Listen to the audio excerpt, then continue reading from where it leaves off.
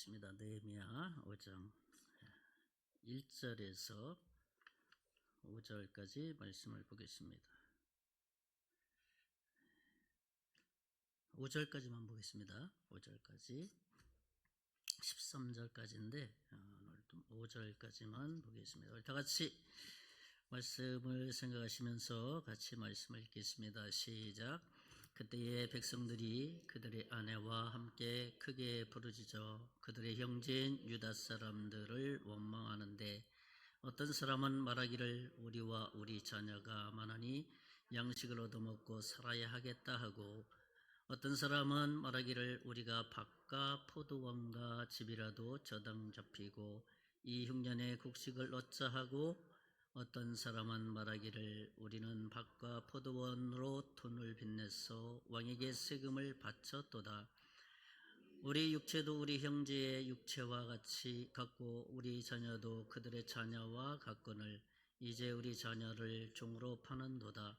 우리 딸 중에 벌써 종된 자가 있고 우리의 밭과 포도원이 이미 남의 것이 되었으나 우리에게는 아무런 힘이 없도다 하더라. 아멘. 오전에 어떻게 말씀 잘 들으셨습니까? 아멘 좀 많이 하셨어요? 정말이죠? 제가 파일 받아서 들어보기로 했으니까 아멘 소리가 들리나 안 들리나 한번 확인하겠습니다. 아멘 많이 하면 목사님이 긴장하는 것을 좀 풀 수 있어요. 그런 설교자는 그런 게 있거든요. 좀 착각할 때가 있어. 성도가 아멘 소리 크게 하면 자기는 설교를 못했는데 잘하는 줄 착각 속에 빠져요. 그러니까 무조건 아멘 소리를 크게 해야 됩니다. 우리 한번 인사 서로 나눕시다. 주님의 이름으로 축복합니다. 주님의 이름으로 축복합니다. 다시 한번 더 해야 되겠죠? 감사합니다. 이렇게 서로 감사합니다. 이렇게 서로 인사를 합시다. 감사합니다 할 때는 속으로 저희가 앞에 어떤 수식어를 붙여야 돼요. 그 자리 지켜주셔서 감사합니다 하는 마음으로 하고 어떤 사람은 우리 함께해서 감사하고 그냥 아무 생각 없이 감사합니다 하지 마시고 인사할 때 여러분이 생각하는 수식어를 붙여서 항상 자리 지켜주셔서 감사합니다 하는 마음으로 감사합니다 하는 거죠.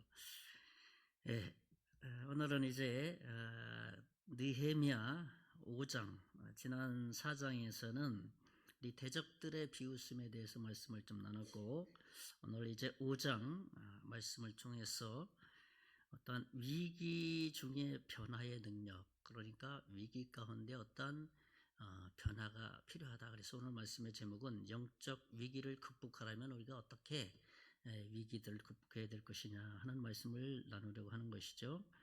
그러니까 오늘 본문의 주된 내용은 유대 민족 외부에서 일어난 문제가 아니라 유대 민족 내부에서 일어난 그러한 어떤 위기 상황의 말씀이 5장에 나타나고 있습니다.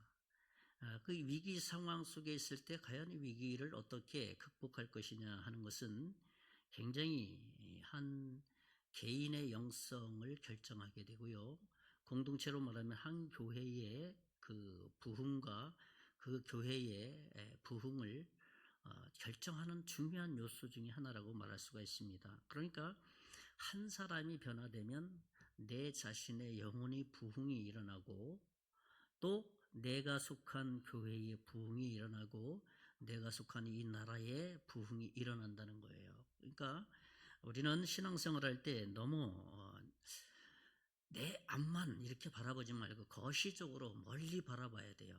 멀리라는 것은 어떤 미션의 개념인데 선교적인 개념인데 내가 올바른 믿음 생활하면 세계교회가 살아난다라는 어떤 그 가치관을 가지고 우리가 신앙생활하지 않으면 지교회 중심으로 지역교회 중심으로 전락할 수가 있어요. 그러니까 내 교회만 부흥되면 된다라는 식으로 그러한 좀 적극적이보다는 소극적인 측면의 부흥이 되겠습니다. 그러니까 우리의 신앙생활은 내가 살아야지 한국교회가 살고 그 다음에 세계교회가 살아난다라는 정말 좀 넓은 예수님의 마음을 가질 필요가 있다는 것이죠. 저는 오늘 본문 말씀을 통해서 우리의 신앙의 위기가 찾아왔을 때 뒤집어서 역으로 변화의 찬스가 왔다라는 식의 마음을 가져야 된다는 거예요. 위기가 찾아왔다. 야, 내가 변화될 그 찬스가 왔다. 우리 교회에 좀 위기가 찾아왔다. 아, 우리 교회가 이제는 다시 변화의 찬스가 하나님께서 우리에게 주셨다라는 그 개념과 가치관을 가지고 대하지 않으면 사실은 개인의 위기가 찾아왔을 때 이길 만한 힘이 없어요. 그러나 그런 방향을 가지고 하나님을 바라볼 때 길이 열려요. 길이 보여요. 사실은 기도하다가 길이 보이고, 교제하다가 길이 보이고, 설교를 듣다가 길이 보이고, 그룹 스터디를 통해서 길을 볼 수가 있다는 것입니다.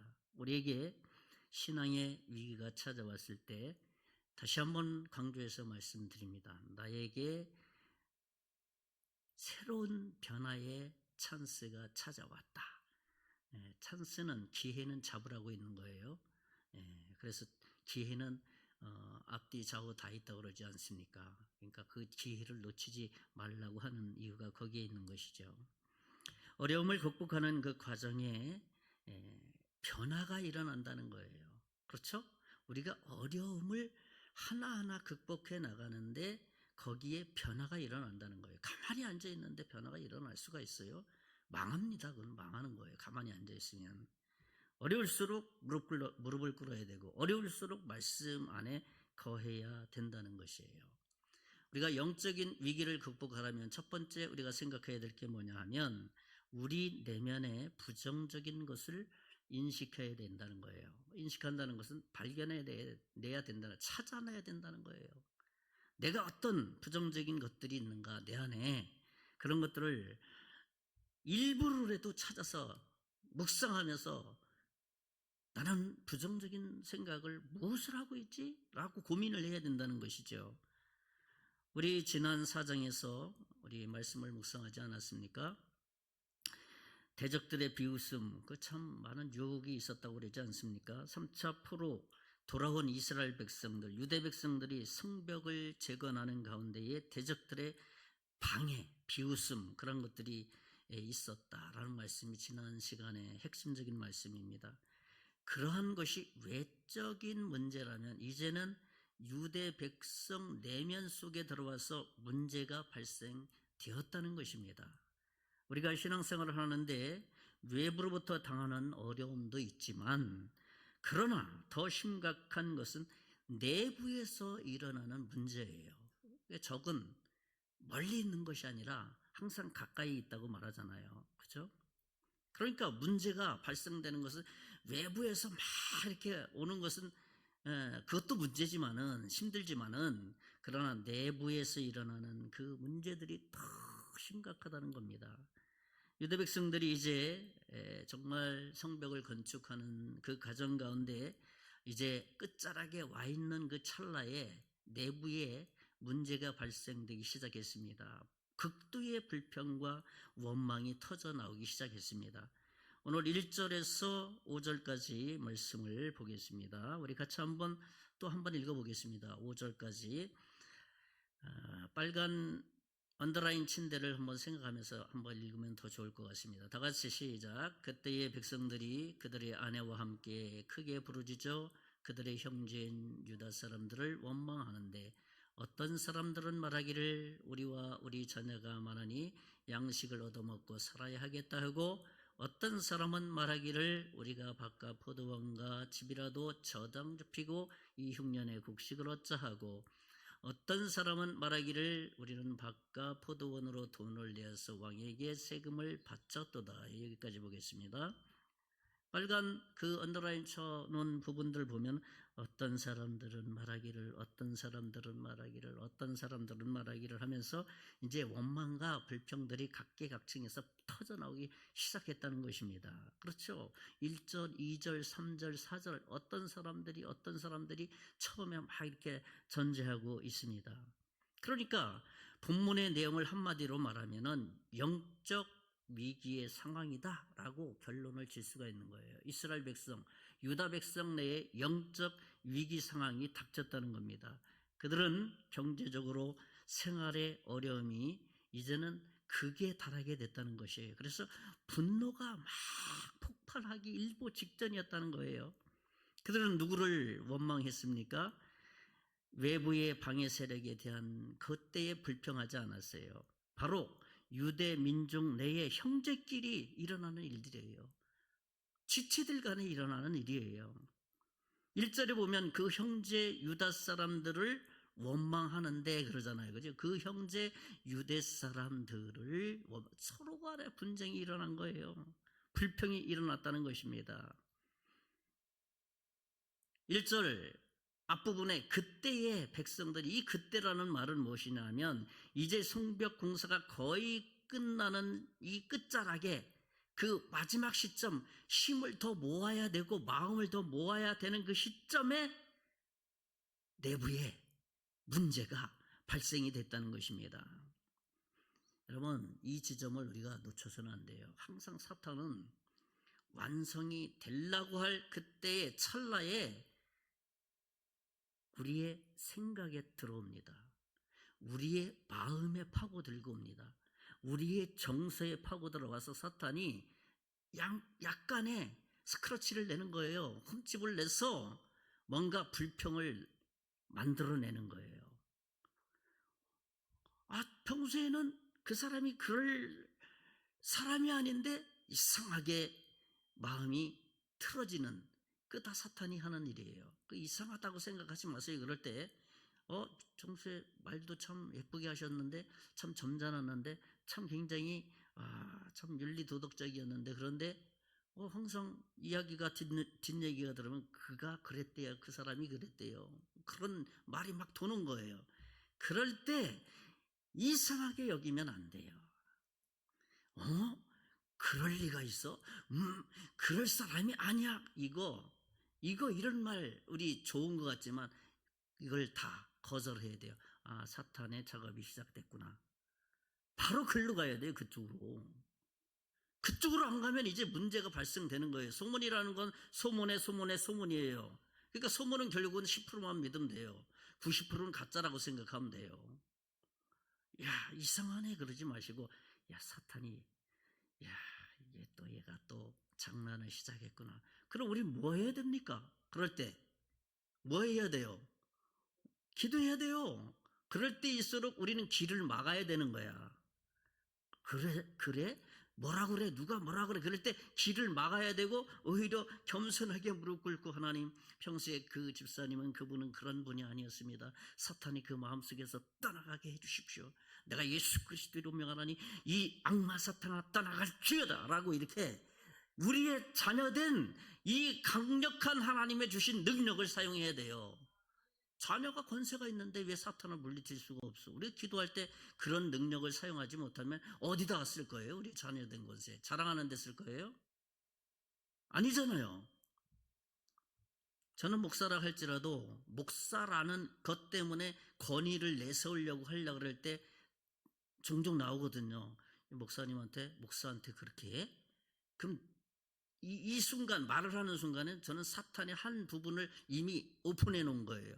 그러면 어떻게 해요? 한 걸음 뒤로 물러서서 생각해야 되는 거예요. 목사가 뭔데? 목사가 뭔데? 라고 질문을 해야 되는 거예요. 목사가 뭔데 하다 보면, 목사는 섬기는 특권을 가진 사람이지. 맞아. 기름 부었다는 게 섬기라고 하나님께서 기름을 부어줬지. 그 성경적인 측면으로 내 마음이 싹 녹아내려서 내 마음의 평안을 탁 이렇게 유지해서 샬롬의 평화가, 하나님의 샬롬의 평화가 나를 주관하게 만든다는 거예요.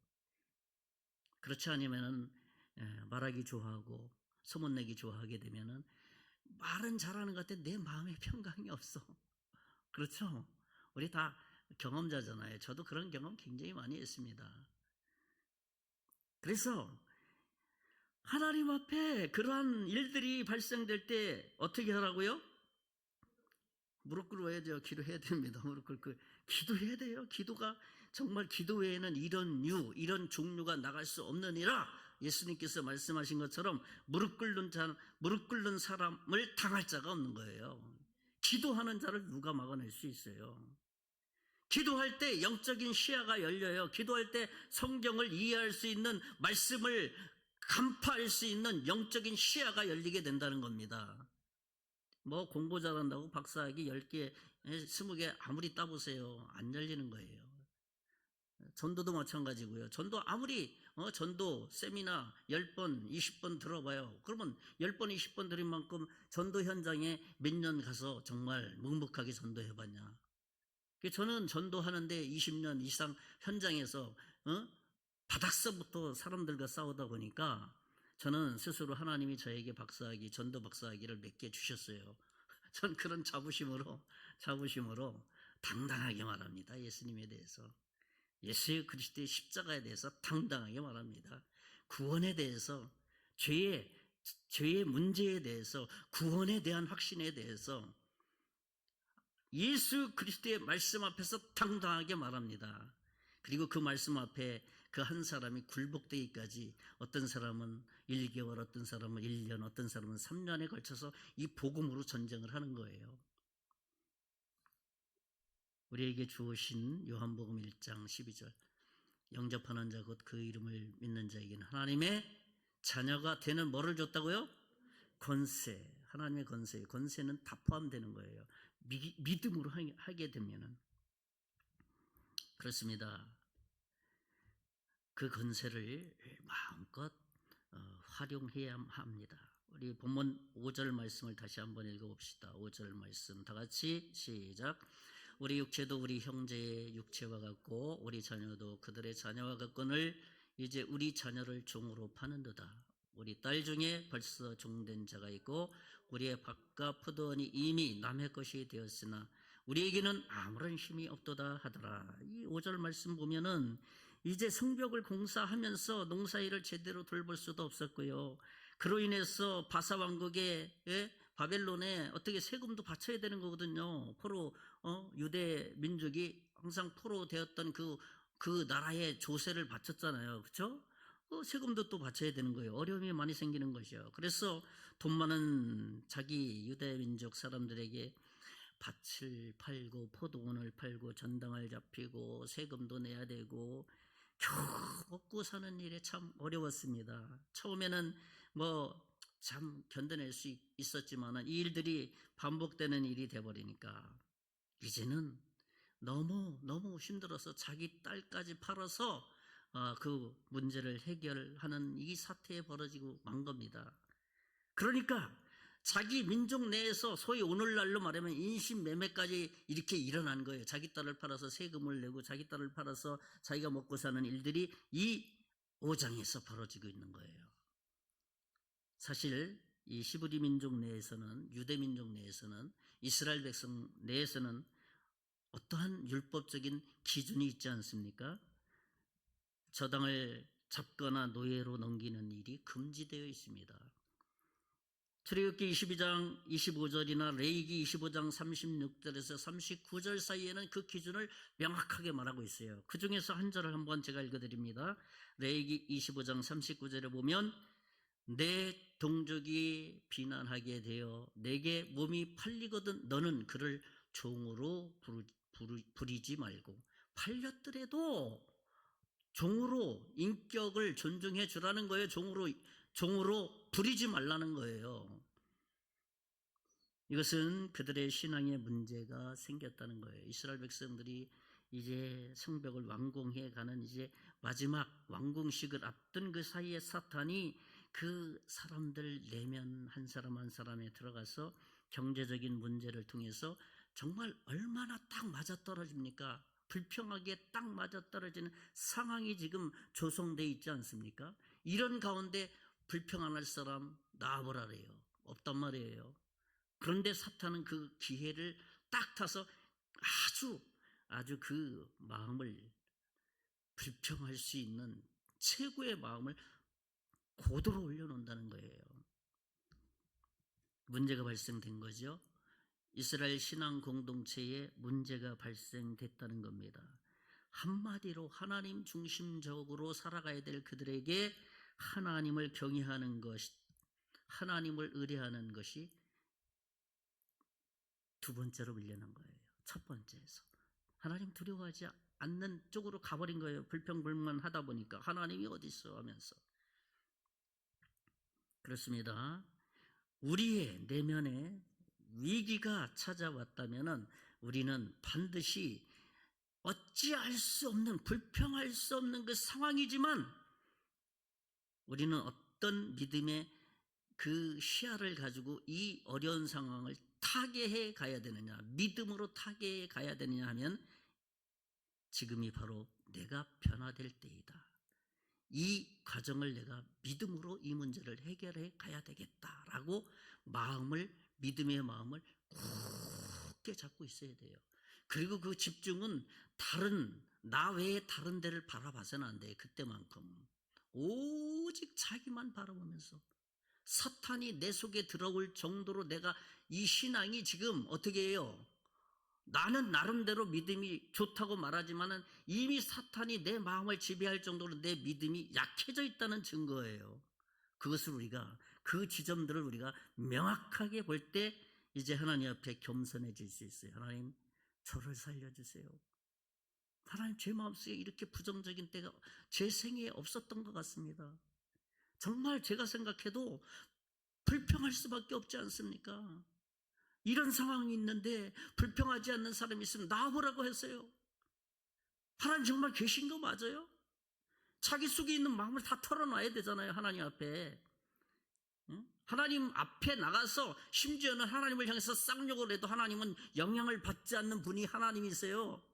그런데 그 정도로 하나님 앞에서 자기 속에 있는 마음을 다 풀어 헤칠 정도로 자기와 하나님과 관계를 집중하는 사람이 변화의 위대한 영적인 경험을 할 수 있게 되는 겁니다.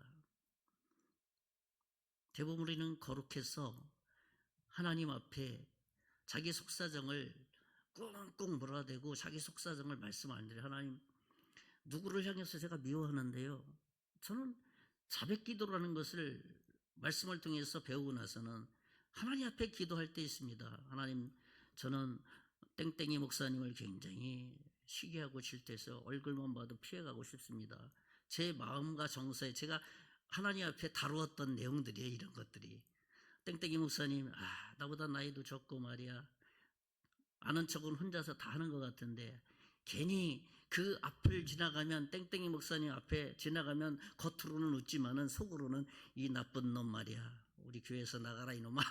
속으로는 그 목사님을 볼 때마다 제 마음속에 가졌던 마음이었거든요.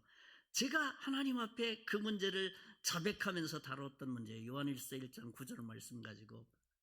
그래서 만약 너희가 너희 죄를 자백하면 내가 가지고 있는 속에 있는 말을 하나님 앞에 자백 하나하나 고해라는 얘기잖아요. 하나님 앞에 그 사람 앞에 가서 구하라는 얘기가 아니라 제가 그렇게 기도하다 보니까 어느 순간에 마음이 편안해졌어.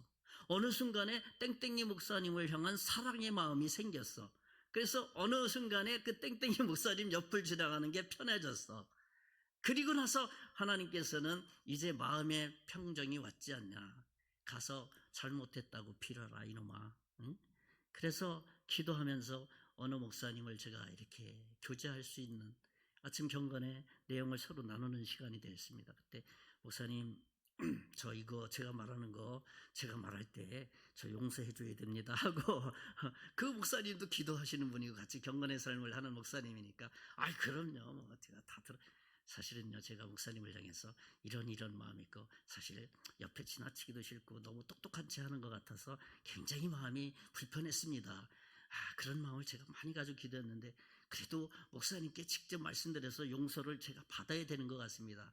제가 성경적인 표현이잖아요. 이게 가서 형제와 화해하라 그랬으니까 그리고 예배 드리라 그랬으니까 이런 거 용서해 주실 거죠? 그러니까 아이고 목사님 그런 얘기까지 하세요 막 그러면서 그래 용서해 주실 건 맞는 거죠. 그러니까 용서해 주시는 거죠. 그러니까 알았습니다. 그러니까 제가 하나님께 먼저 해결받고 인격과 인격 되시는 그 인격과 한 사람 앞에 용서를 진짜 말로써 받으니까 그 다음부터 땡땡이 목사님하고 가장 친해졌어. 좋아졌어. 만나는 것도 좋아.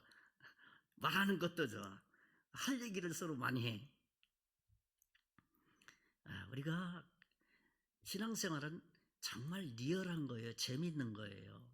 하나님과 먼저 문제를 다루고 수직관계인 하나님과 다르고, 그 다음에 그 문제의 평강과 그 믿음이 생기면 수평관계 속에서 해결을 해야 돼요. 인격과 인격, 하나님과 나와의 인격, 영적인 인격 관계가 해결되죠. 마음의 평강이 옵니다. 그걸 믿음이라 해요. 평강이라는 걸. 그리고 나서 수평적인 관계, 너와 나와의 관계를 서로 해결해 가야 돼. 인격과 인격이니까 그 사람의 인격을 내가 존중해 주는 거예요. 찾아가서 말한다는 것은. 그러니까 그 땡땡이 목사님도 굉장히 마음이 편해지는 것 같더라고요. 땡땡이 목사를 했으니까 뭐 이름 안 바뀌었습니다. 예. 두 번째로 우리가 위기를 극복할 수 있는 일은 어떻게 해야 되느냐 하면 갈등 요소를 제거하는 일이에요. 갈등 요소. 사실 그 당시 유대 민족의 외부적으로 주변 국가로부터 위협과 속국이었으니까 바벨론 왕국으로부터 많은 세금을 바쳐야 되기 때문에 좀 그런 것도 많이 힘들었고, 그러나 내부적으로는 빈부격차가 심하게 생긴 것이죠. 외부적으로나 내부적으로나 이 갈등 구조 속에 있을 수밖에 없었던 겁니다. 심지어는 자식까지 팔아서 넘겨야 되고, 부자들은 그것을 용인하고 자기 이익만 챙기고. 그렇죠. 이 상황이 참 내부 외부적으로 참 어렵습니다. 이 정도 되면 신앙 공동체가 아닌, 너와 내가 아닌 타인과 타인, 성도와 성도가 아닌 너와 나, 너만 신앙생활 너나 제대로 해라, 그런 말 하지 말고 나는 나만 잘할 거야 그러면서, 뭐 그 정도잖아요. 이 정도 되면은 믿음의 공동체에 이러한 금이 가는 일들이 생긴 거죠. 1절을 제가 다시 한번 읽어드립니다. 그때의 백성들이 그들의 아내와 함께 크게 부르짖어 그들의 형제인 유다 사람들을 원망하는데, 그렇죠. 이 말씀이 조금은 들어오죠. 이것은 그동안 마음에 금이 가기 시작해서 서로의 불신이 생겼다는 표현을 느헤미야는 기록하고 있습니다. 아마 가난한 이들이 처음에는 어느 정도 문제들을 해결해 갔지만 가면 갈수록 어려웠잖아요. 그러니까 이러한 불평들을 토할 수밖에 없었던 거죠. 여기는 기회라는 영적인 시야를 갖게 될 때에 내 개인의 마음이 새로워지고 공동체의 분위기가 새로워져서 이제는 성벽 공사의 마지막 이제 완공을 해 나갈 수 있게 된다는 겁니다. 이것이 한 개인의 영적인 변화의 능력이죠. 어떻게 해요?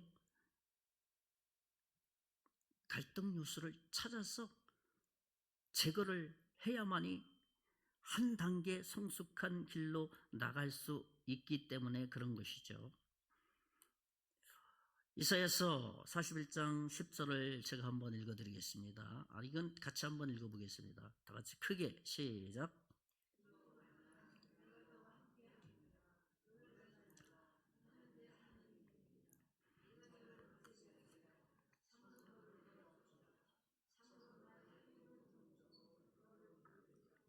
이사야 41장 10절은 참 우리가 암송해야 될 말씀이고 주장해야 될 말씀입니다. 두려워 말라, 내가 너와 함께 함이니라. 놀라지 말라, 나는 네 하나님의 됨이니라. 내가 너를 굳세게 하리라. 참으로 너를 도와주리라. 참으로 나의 의로운 오른손으로 너를 붙들리라. 이 말씀만 마음에 품어도 좀 용기가 생깁니다. 문제가 생기면 하나님, 이 문제의 근본 요소가 무엇이지요? 라고 하나님 앞에 나가야 된다는 거예요. 두려워할 이유가 없어요. 왜 이 나라, 아니 이 공동체가, 아니 내가 왜 이런 일들이, 이런 원치 않은 일들이 생기지? 라고 그쪽으로 가는 것이 아니라 하나님 가르쳐 주세요. 상황을 두려워하지 말고 하나님 능력을 의뢰하면서 하나님께 그 문제들을 해결할 길을 열어달라고 우린 기도를 해야 되는 거예요. 해결 방법의 첫째로는 자기 정체성을 확신하는 거예요. 자기의 정체성을 확신하는 것, 그게 첫 번째입니다. 내가 누구인지를 생각하는 겁니다. 우리가 갈등이나 위기에서 승리하지 못하는 것은 자기 자신이 어떤 존재인지를 명확하게 인식하지 못하는 데서 나온다는 겁니다. 8절 말씀입니다. 제가 본문 말씀 8절 읽어드리겠습니다. 두려워 8절입니다. 느헤미야 5장 8절에 보면 그들에게 이르기를 우리는 이방인의 손에 팔린 우리 형제 유다 사람들을 우리의 힘을 다하여 도로 찾았거늘 너희는 너희 형제를 팔고자 하느냐 더구나 우리의 손에 팔리게 하겠느냐 하매 그들이 잠잠하며 말이 없기로 그랬습니다. 이 말씀은 우리가 서로 하나님 안에 있는 한 형제라는 것을 인식하라는 말씀입니다. 우리는 이방인의 손에 팔린 우리의 형제 유다 사람들을 우리의 힘을 다하여 도로 찾았거늘 우리는 우리 형제는 우리들은 그렇죠? 우리는 믿음의 공동체라는 겁니다. 자각하라는 것이죠.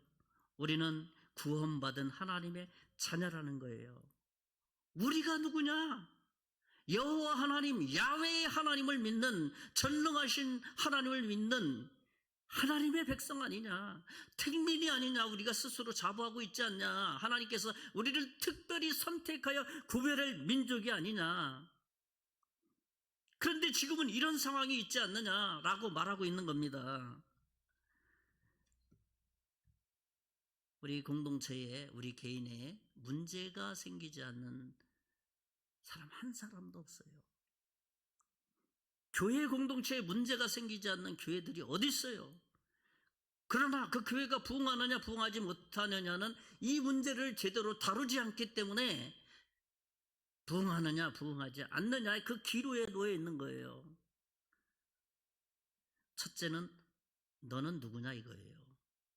자기 정체성을 안 하는 거예요.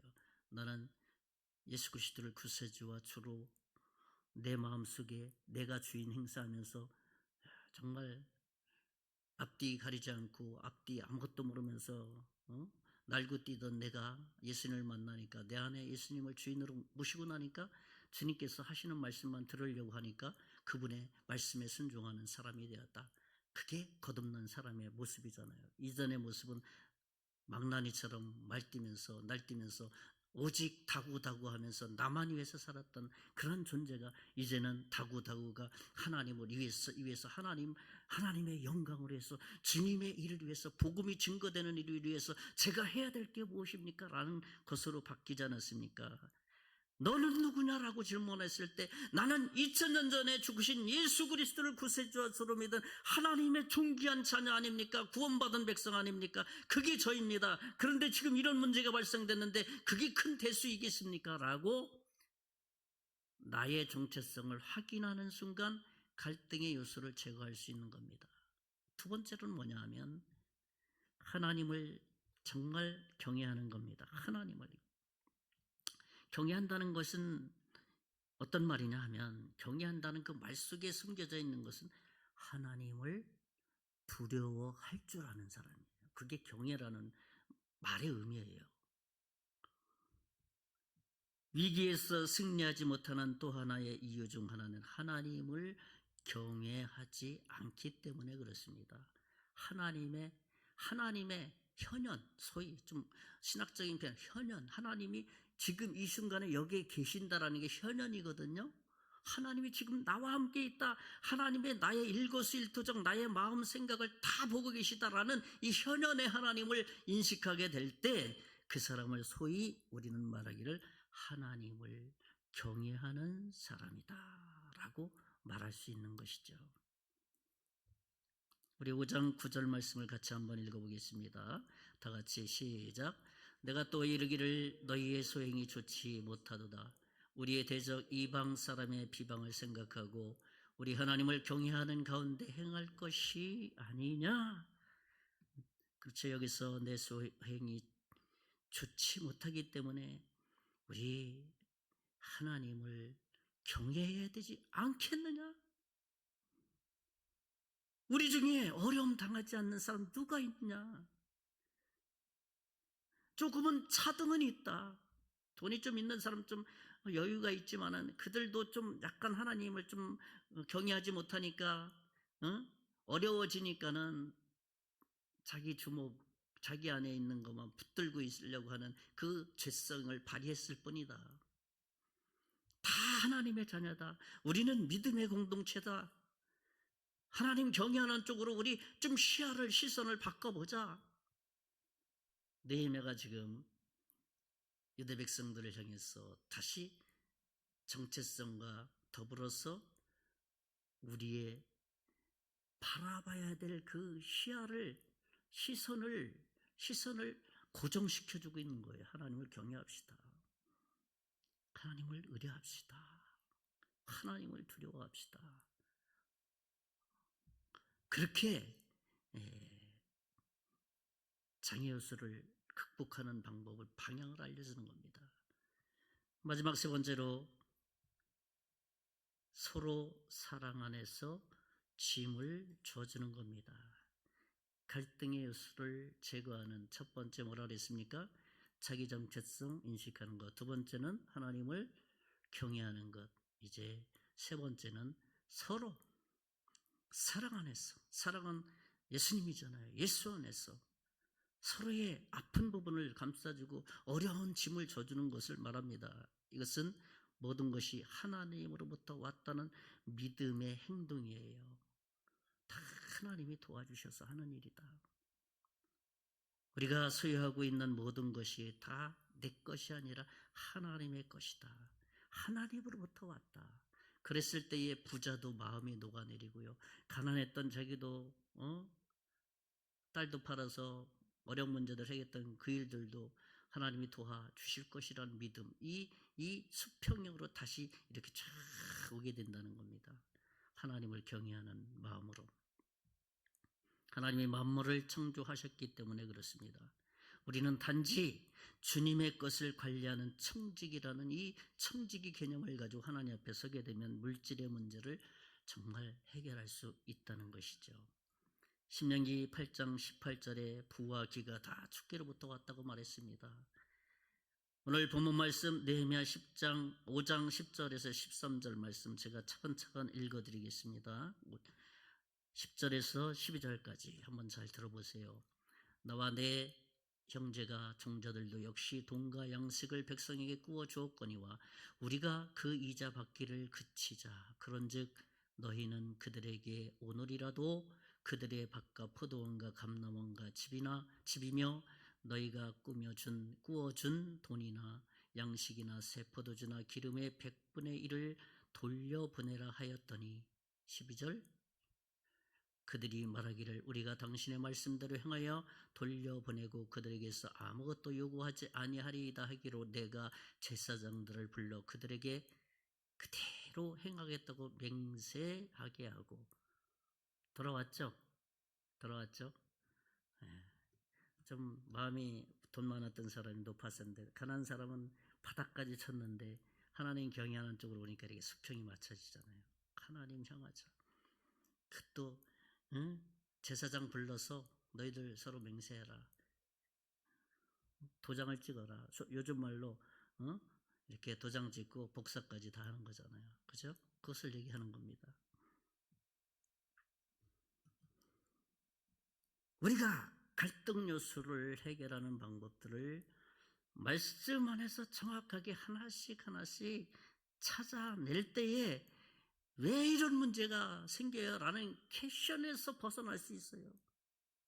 우리의 신앙생활의 문제가 마음의 평강이 없고 마음의 어려움이 있고 내 신앙생활의 분위기가 하나님을 믿고 천국 같은 분위기로 살아야 되는데 지옥 같은 분위기로 내가 살아가는 것이 우리 교회의 분위기가 하늘 같은 분위기가 천국 같은 분위기가 되는데 지옥 같은 분위기가 되면 안 되잖아요.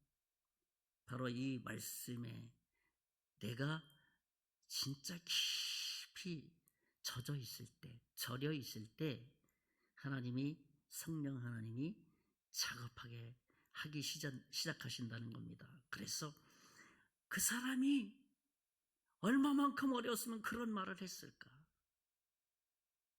그 사람이 얼마나 말을 많이 하고 싶었으면 그런 말을 또 다른 사람에게 전했을까? 안타까워서.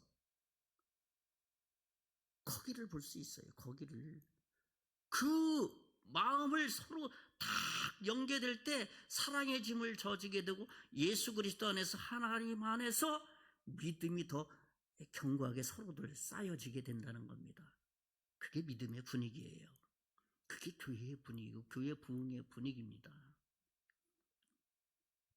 갈라디아 6장 2절 말씀 같이 크게 읽읍시다. 크게 생각하시면서, 저는 안 읽습니다. 크게 한번 생각하면서 시작.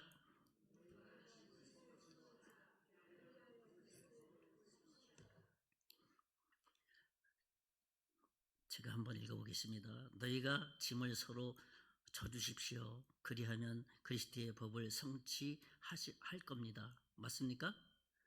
틀리죠? 너희가 짐을 서로 어떻게 명령하셨어요? 그리하여 그리스도의 법을 어떻게 명령하셨어요? 하나님 말씀의 명령에 우린 순종하는 사람이에요. 짐을 서로 져주세요. 정말 얼마나 힘들었으면 저렇게 어려웠을까? 얼마나 정말 그 말을 하고 싶어서, 말을 다른 사람이 한다는 것은 정말 그렇게 되기를 원하는 마음에서 한 거잖아요. 사실은 그렇잖아요.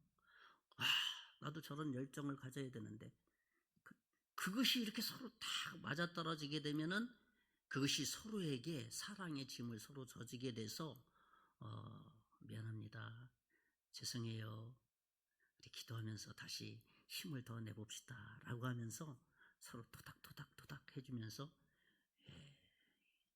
강력한 믿음의 시너지가 생깁니다. 저는 바라는 것은 우리 정선중앙교회가 우리 강동로에서 소문이 났으면 좋겠어요. 소문이, 좋은 소문. 이번 담임 목사님 오시면 마음을 같이 모으고, 이전에 우리 황 목사님 모셔서 강동로에 우리 모이면은 정선중앙교회에 대한 긍정적인 소문을 많이 들었거든요. 이제 새로운 목사님은 더 좋은 그 터 위에 더 좋은 소문을, 그러면 거의 우리 강동로에 한 140개 이상 되는 교회가 목사님들이 이런저런 얘기를 할 때, 우리도 그런 교회 어떻게 했으면 좋겠느냐라고 닮아갔으면 좋겠다고 막 그러지 않겠어요? 그래서 저는 여러분에게 부탁하고 싶은 것은, 기도하는 가정 가운데 담임 목사님이 이렇게 청빙하는 그 분위기가 참 감사하다 생각을 하고요. 또 다음 주에 두 번째 목사님 오셔서 말씀 들으실 때에 여러분 심사위원으로 앉아 계시지 마시고 은혜 받겠다, 정말 하나님 앞에서 은혜 받겠다 하는 마음으로 말씀을 들으세요. 목사님들이 이렇게 제가 양력을 보니까 45세에서 50세 되는 그 사이에 목사님들이세요.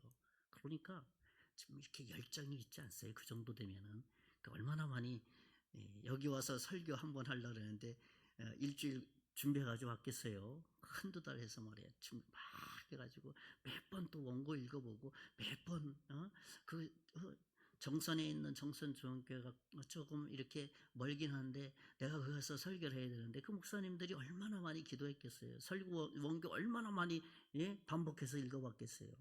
근데 여러분이 여기 앉아가지고 심사위원으로 앉아있으면 여기가 얼마나 차갑겠어요. 그렇지 않고 딱 와서 설교해보니까 내가 막 틀린데도 아멘 소리 크게 하고 말이야, 내가 정말 설교 준비 정말 잘하긴 잘했나 보다 착각하면서 설교할 수 있도록 만들어 주셔야 되고, 그래서 설교 들으면서 마음에 감동이 오고 세 번의 설교 목사님 설교 딱 듣고 나서 이런 분이라면 우리 교회에서 오셔서 좀 섬겨주셨으면 좋겠다는 그 목사님께 한 표를 딱 던지면 되는 거예요. 그래서 그것을 위해서 우리 성도들이 다 그렇게 기도하는 가운데 공동의회를 여러분이 정말 잔치와 같이, 장로님 또 권사에서 얘기했죠. 간식 좀, 과자도 좀 준비하시고 공동의회 때 먹을 것 좀 많이 준비하셔서 예수님도 먹기를 즐겼다라니까 이렇게 아주 행복한 그러한 공동의회로 만들었으면 좋겠다 생각을 합니다. 기도하겠습니다. 하나님 감사합니다. 우리가 신앙생활 하다 보면 내적인 갈등과 문제들이 너무나도 많이 발생됩니다.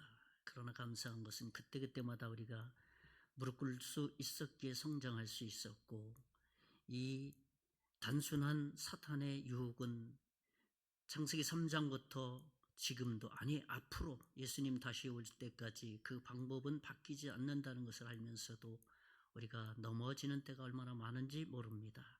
그러기에 무릎 꿇을 수밖에 없습니다. 하나님의 도움을 구할 수밖에 없습니다.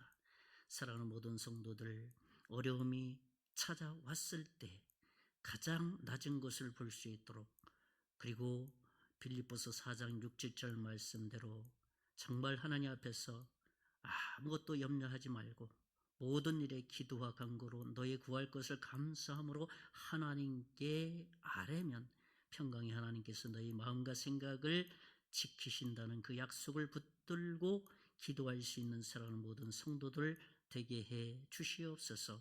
그래서 모든 갈등 요소들이 있다면, 어려움들이 있다면 오히려 믿음으로 기도함으로 우리의 내적인 부흥과 우리 특별히 정선중앙교회 새로운 부흥의 시작들이 이번 담임 목사님 청빙과 더불어서 일어날 수 있도록 복내려 주시옵소서.